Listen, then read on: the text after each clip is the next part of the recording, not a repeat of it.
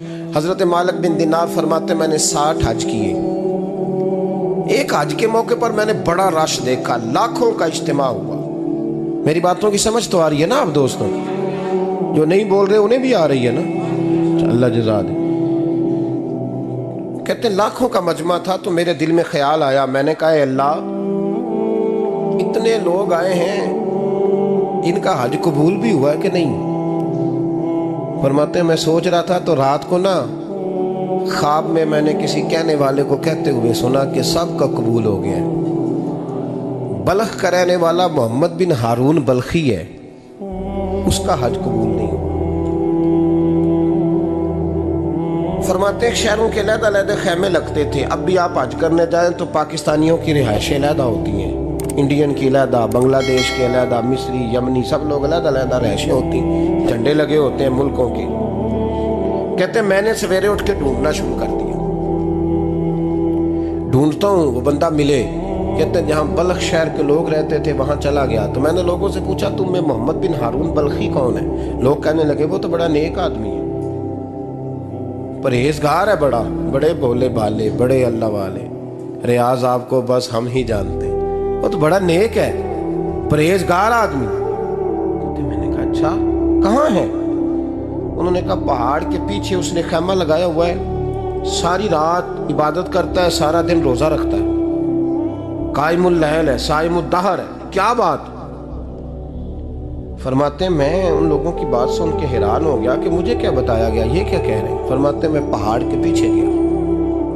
हज़रत मालिक बिन दीनार अलैहि रहमा फरमाते हैं जब मैं वहां पहुंचा तो मैंने उस शख्स को मुसल्ले पे बैठे देखा।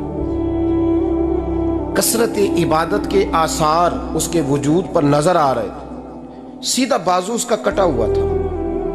फरमाते 2 रकते मुकम्मल करके ना मैंने उससे अस्सलामु अलैकुम कहा तो मुझे कहने लगा वालेकुम अस्सलाम, आप मालिक बिन दीनार हैं? मैंने कहा बड़ी इसकी फिरासत है। फरमाते फिर उसने ठंडी सांस ली, कहने लगा आपको ख्वाब आई होगी कि मेरा हज कबूल नहीं हुआ। फरमाते मुझ पर और बिजली गिरी कि क्या कह रहा? फरमाते मैंने कहा यार लोग भी तेरी तारीफ कर रहे हैं और तेरी बसीरत भी बड़ी है, तो ये माजरा क्या है? कहने लगा आप ना पूछें।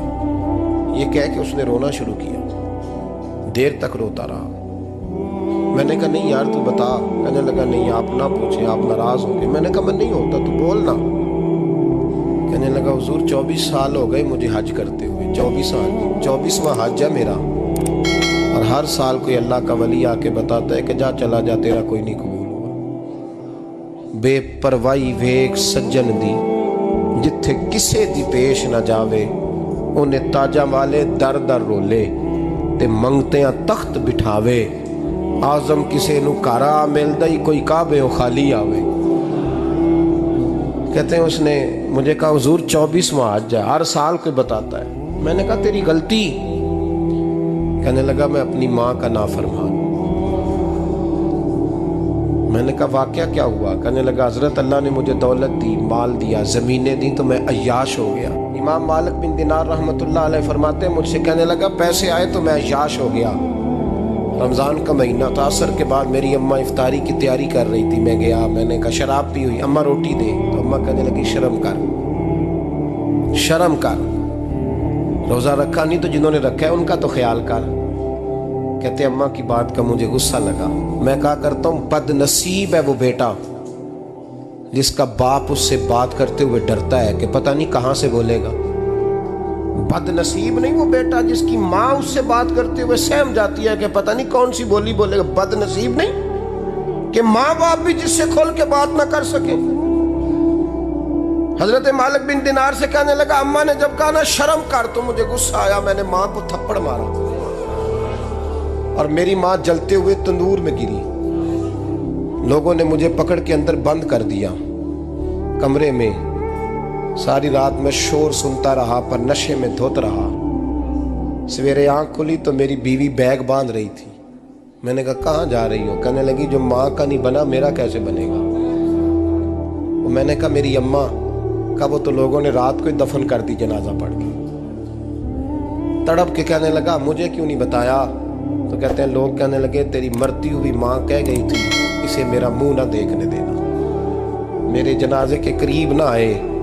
حضرت مالک بن دینار فرماتے ہیں جب اس نے یہ بات سنائی تو میں نے بھی اس کے منہ پہ تھپڑ مارا۔ میں نے کہا تو اسی قابل ہے۔ کہتے ہیں وہ رونے لگا، حضور دعا کرے اللہ مجھ سے راضی ہو جائے۔ کہنے لگا جب ماں کی انتقال کی خبر ملی تو میں نے کلاڑی لے کے وہ ہاتھ کاٹ دیا جس سے ماں کو مارا تھا۔ میں نے ساری جائیدادیں خیرات کر دی۔ 24 سال ہو گئے، 24 سال ساری رات نماز پڑھتا ہوں، روزہ رکھتا ہوں، حج کرتا ہوں، پر ہر سال کوئی آ کے کہتا ہے جا دوڑ جا تیرا کوئی نہیں قبول ہوا۔ حضور دعا کرے مالک راضی ہو جائے۔ فرماتے ہیں میں تھپڑ مار کے آ گیا، میں نے کہا تجھ سے راضی ہو جائے اتنے ظالم سے؟ امام مالک فرماتے ہیں رات کو آ کے سویا تو مجھے خواب میں رسول پاک کا دیدار ہوا۔ تو نبی پاک علیہ السلام نے فرمایا مالک تو اسے مایوس کیوں کر آیا ہے؟ اللہ تو بڑا مہربان ہے۔ کہا حضور ماں کے نافرمان کو معافی کیسے ملے گی؟ تو امام مالک فرمانے لگے نبی کریم نے فرمایا جا اسے جا کے بتا دے تجھے قیامت میں تیری ماں کی وجہ سے بخش دیا جائے گا۔ کہا حضور اماں کی وجہ سے کس طرح؟ تو محبوب فرمانے لگے اس کی ماں قیامت میں اس کے خلاف مقدمہ دائر کرے گی رب کریم کی عدالت میں، اے اللہ میں نے 9 ماہ پیٹ میں رکھا، درد سہ کے اسے جنا، جگر کا خون پلا کے پالا اور اسی نے مجھے قتل کیا۔ رب کریم اس کی ماں کا مقدمہ سن کے کہے گا اٹھاؤ اس کو دوزخ میں پھینکو، اس نے ماں جلائی تھی اسے بھی جلاؤ۔ محبوب فرمانے لگے جب پکڑ کر کے مالک اس کو محمد بن ہارون کو لوگ لے جائیں گے نا جہنم کی طرف،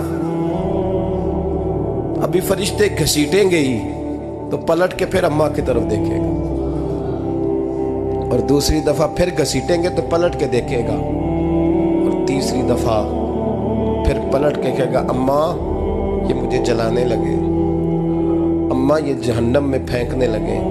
میرے حبیب فرمانے لگے وہ جل کے مرنے والی ماں وہاں بھی بول پڑے گی، کہے گی یا اللہ چل میں نے معاف کیا تو بھی معاف کر دے، اے اللہ میں نے معاف کیا تو بھی معاف کر دے، اللہ تو معاف کر دے اسے۔